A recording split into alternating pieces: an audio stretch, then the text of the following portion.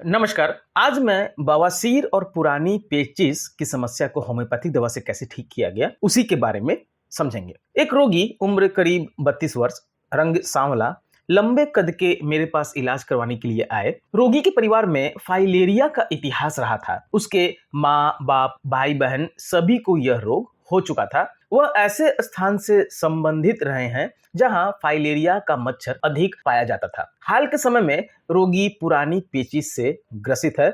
यह रोग उन्हें पिछले 5 वर्षों से है। फाइलेरिया के कोई खास लक्षण नहीं है। पहले खूनी दस्त आते थे, अब म्यूकस आ रहा है। पेट में मरोड़ भी होता है। उन्हें बवासीर की भी शिकायत हो गई है। मस्से पखाना करते समय बाहर आ जाते हैं। घुटने के बल बैठने पर भी मस्से बाहर आ जाते हैं। पखाने में पिन वर्म काफी मात्रा में आते हैं। गुदा में खुजली, मस्सों में जलन, पखाने करने में जलन उन्हें होती है। ऊपर के लक्षणों को देखते हुए रोगी में सोरा और साइकोसिस दोनों देखने को मिलते हैं। सोरा दोष का उपचार किए बिना रोगी को लाभ पहुंचाना यहाँ पर मुश्किल है। इसलिए रोगी को सल्फर 0/30 LM पोटेंसी की 2 खुराक रोजाना के हिसाब से 3 दिन मैंने लेने को कहा। 1 हफ्ते बाद रोगी ने बताया कि पखाना में रक्त और आंव नहीं आई। पिन वर्म अभी भी आ रहे हैं। कभी कभी पेट में मरोड़ भी हो जाता है। ऐसे में मैंने सल्फर 0/30 की 4 खुराक 4 दिन के लिए और लेने को कहा। 10 दिन के बाद रोगी ने बताया कि रक्त स्राव तथा पिन वर्म नहीं है,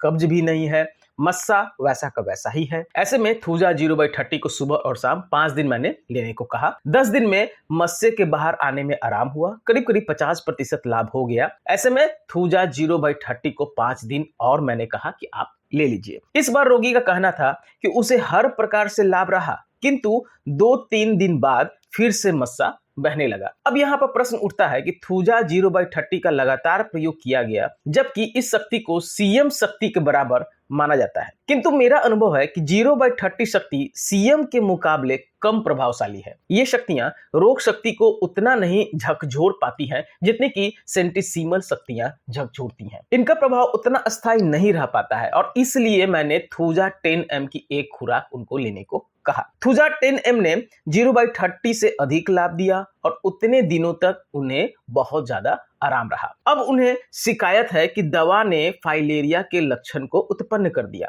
दबाने से दाहिनी टांग में गड्ढा भी पड़ जाता है, चमड़ी मोटी हो रही है और टांग में भारीपन है। रोगी की मलेरिया धातु होने के कारण और मलेरिया वाले स्थान में लंबे समय रहने के कारण मैंने उन्हें नाइट्रम सल्फ 1000 शक्ति की 1 खुराक दी। रोगी को काफी आराम मिला।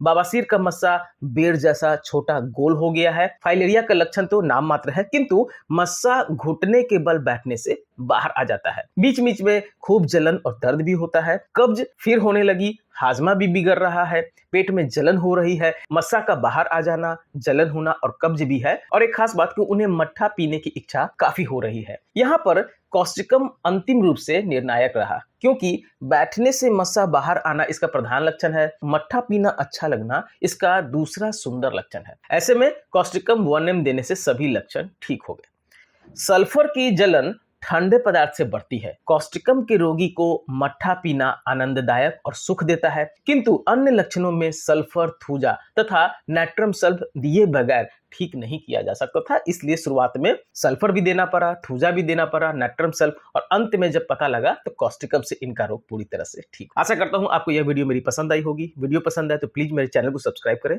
और वीडियो को लाइक करना ना भूलें। धन्यवाद।